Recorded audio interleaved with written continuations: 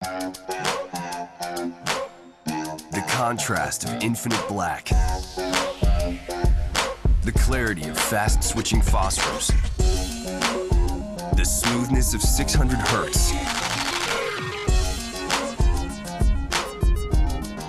All come together to create what CNET calls one of the best 2D TVs they've ever tested. See what amazing looks like. The Viera Full HD 3D TV from Panasonic.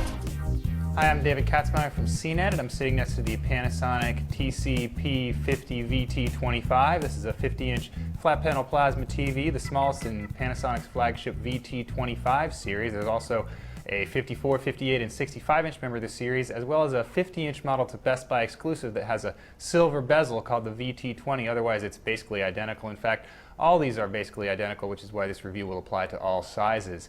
This is Panasonic's 3D TV for 2010. It's a plasma model and has some advantages over some LCD-based 3D TVs we've tested. We'll get to that in a little bit. But first, 3D TV in general, you do require specialized 3D content. Blu-ray discs for the highest quality. There's also some channels on DirecTV and a lot more coming soon, but for now content is pretty limited. You also need to use 3D glasses to view the 3D content on this TV. The Panasonic comes with one pair of those glasses. The additional pairs cost $150 right now, although we do expect them to drop in price, but of course it does cost a lot of money to outfit your entire family for 3D viewing. Again, we'll talk about a little bit about the 3D performance in a bit, but first, this is a fully functional 2D TV, and the styling on it is pretty slick. This VT25 series has the bronze bezel. It's slightly different from the standard glossy black you'll find. It's also got a little bit of silver above and below, and of course some silver accents on the swivel stand here, and all in all we really like the appearance of this TV.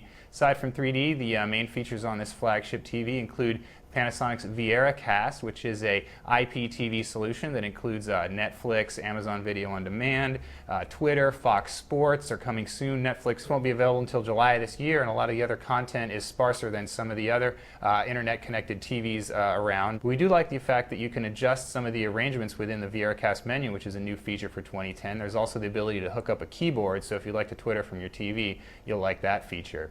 Flagship model, Panasonic did equip the VT2025 with a good selection of picture adjustments in the custom setting. When you go into custom, you can play with the Pro settings, which involves a lot of color temperature adjustments, a full color management system, gamma, and a few others. The THX mode on this TV, which we did find was the best overall, isn't all that adjustable, however. Of course, it does start out pretty good, so it's not really a big issue.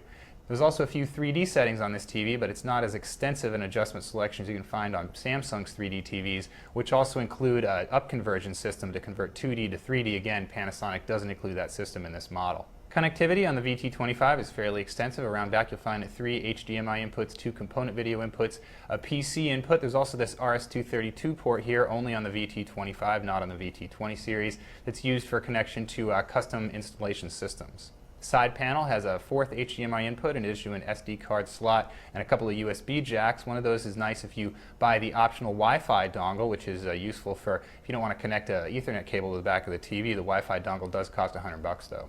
When we took the Panasonic into the lab, we were very impressed by its 3D and its 2D picture quality. We'll start with 3D though. Compared to the Samsung, which is the only other one we've tested, the Panasonic was superior in terms of reducing crosstalk, which are these sort of ghostly doubled images that you can see sometimes in certain material. A lot more crosstalk on the Samsung than we saw on the Panasonic. Both exhibited excellent detail and gave you a really good stereoscopic 3D effect. Of course, smaller screen size and a couple of other issues are different from the theater, but in general it's a very satisfying illusion. But the real story here is the 2D picture quality, at least until 3D becomes a lot more common. 2D on this TV is among the best we've ever tested. It starts with the excellent black level performance. When you turn down the lights and watch a relatively dark scene, those blacks are really inky and really help improve the pop and overall saturation of the entire picture. Speaking of saturation, the color on this TV is very good, not quite as good as some of the very best models we've tested, but in THX mode, color accuracy gets really good skin tones and again, plenty of saturation and pop. We did find some issues with the 1080p24. It does have excellent cadence, which does take advantage of the film-based Blu-rays and DVDs, but on the other hand, we did see some slight false contouring artifacts, but again, we did prefer to use the 1080p24 mode on this TV, which is labeled 96 Hz. We also appreciated the standard picture quality advantages of plasma, which include very good off-angle and picture uniformity. Panasonic also improved the anti-glare screen on this model, so it does preserve black levels as well as reduce reflections better than previous Panasonic plasmas. That's a quick look at the Panasonic TC-P VT20/25 series, and I'm David Katzmeyer.